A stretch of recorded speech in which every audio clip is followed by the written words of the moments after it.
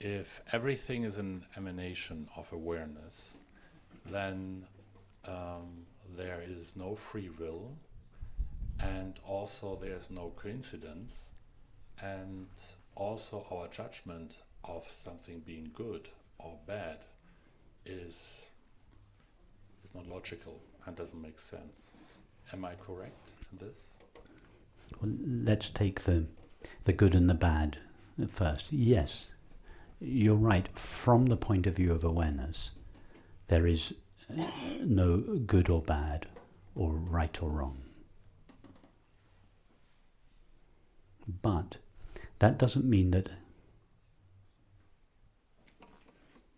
our mind's judgments as to what is good or bad, or right or wrong, are not legitimate.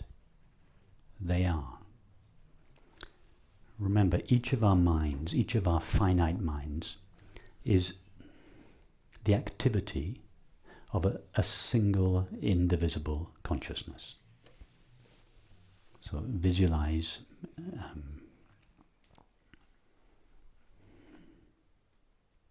a physical space, visualize the sky, open, empty, borderless, and numerous clouds appearing in that single sky and made of that single sky. So each cloud is like a mini field of sky. And no cloud has a permanently defined edge or border to it. All clouds are always slowly changing, morphing, dissolving, taking shape. So each of our minds are like mini fields or clouds in the single, infinite and indivisible sky of awareness.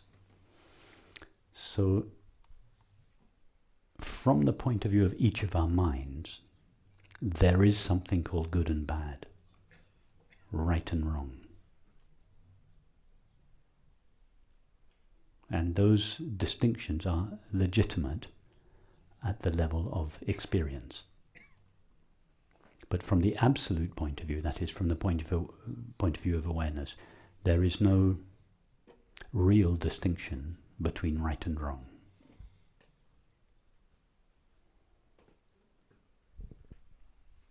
Okay. Then you asked about free will.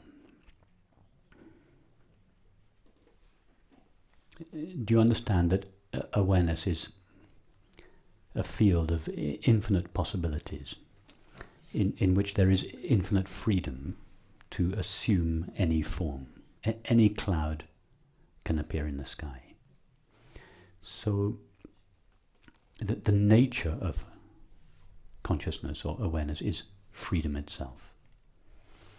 When each of our minds, as it were, precipitate within the field of awareness, our minds limit, or seem to limit, unlimited awareness. And our minds are like little mini fields of awareness. And because they are mini fields of awareness, they contain the freedom that is inherent in awareness in them. Just like each cloud contains the stuff that the sky is made of. Are you with me? And that is why each of us feel that we have freedom. None of us feel that we are automatons, that we are robots. We feel that we have freedom and we love freedom. That feeling that we have freedom, or rather the feeling of freedom in each of our finite minds, is the echo in each of our minds of the original freedom of infinite consciousness.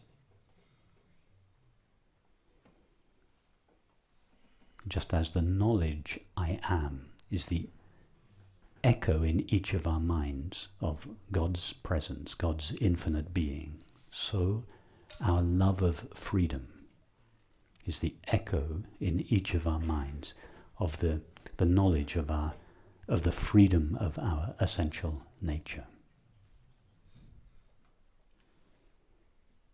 Do not all minds love freedom?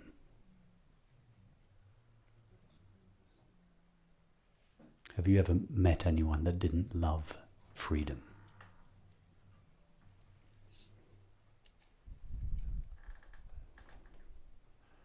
No, but the question is whether this is an objective, an impartial feeling or not.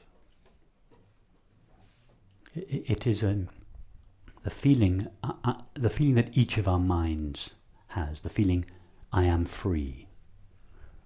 We all share that feeling to a greater or lesser extent. That feeling is an echo in our minds of the true freedom of consciousness. So it is not a mistake to feel I am free.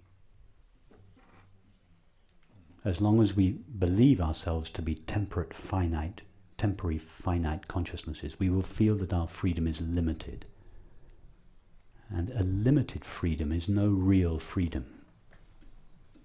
That is why we rebel if we are constrained. Nobody likes to be constrained. We like to be free. Why? Because it is our essential nature. Freedom is our essential nature. That is why everybody loves freedom.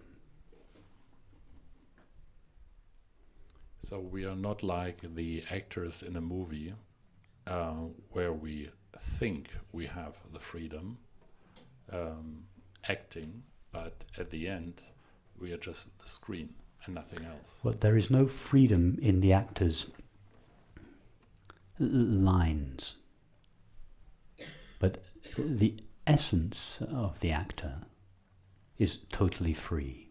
But as long as the actor is identified with her role, to that extent she gives up her freedom.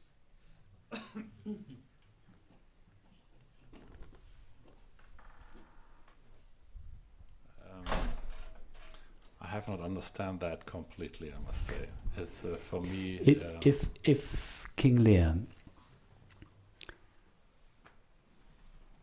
if John Smith has completely lost himself to King Lear's part, then he is bound to King Lear's life, to King Lear's relationships, to King Lear's feelings, to King Lear's thoughts.